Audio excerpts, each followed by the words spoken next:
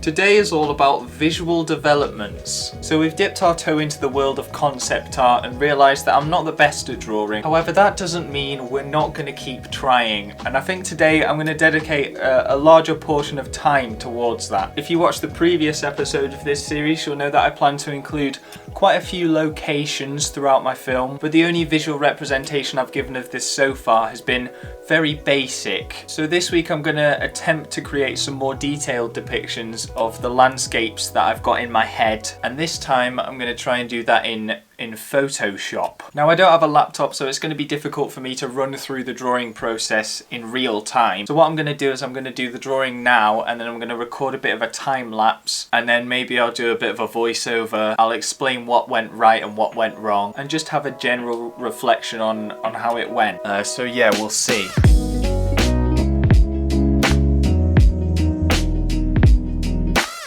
No, I haven't transformed into a speed painting channel just yet, but having said that, I'm now going to walk you through the 2 Photoshop works that I did. So here we go, I've opened up Photoshop, and look at me go. A lot of you might think this footage is sped up, but this is actually real time, and I was using a computer mouse as well, so keep that in mind while you see the countless mistakes that I made. This first piece is a more complex version of the rough drawing that I did before. It's where the main character meets the artist character. I'm not quite sure how to describe this location.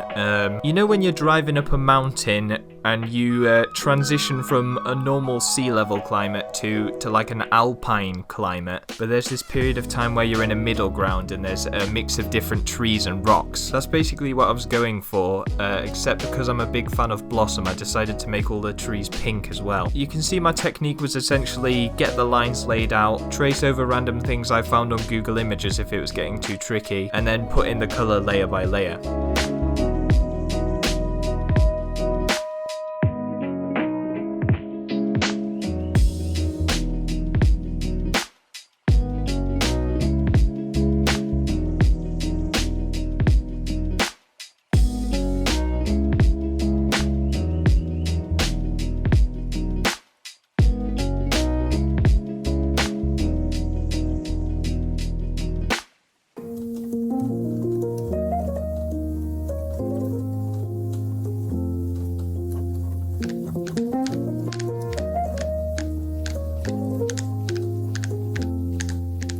So now I'd coloured in a base layer, I decided to attempt some shading. I think this is probably the stage I know least about. I've never really done proper shading before, so it's very possible I did it all wrong. I essentially just tried to imagine where the sun might be, and then I did the best I could deciding where it would cast a shadow. I don't think it ends up looking too bad, to be honest. I wasn't necessarily going for realism anyway, so I'm decently happy with how the piece turned out.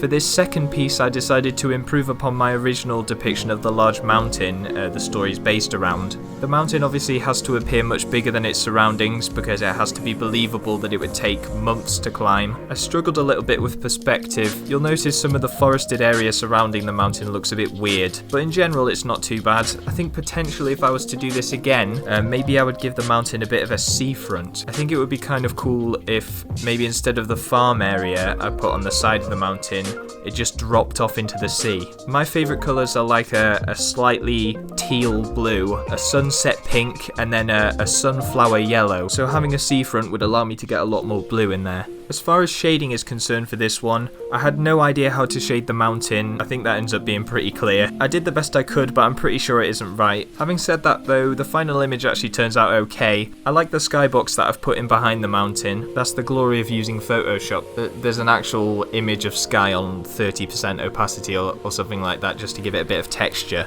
So there you have it, it's far from a finalised version of what this world's going to look like, but if nothing else, it's given me some new ideas that I can take forward with me.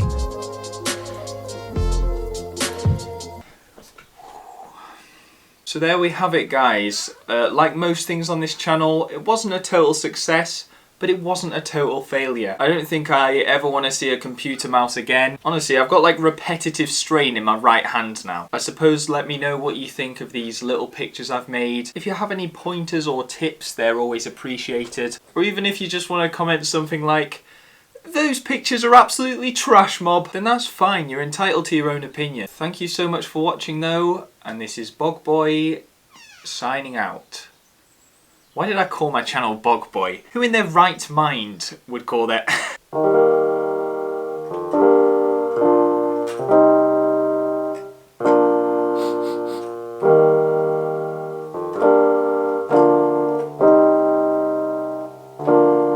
When you try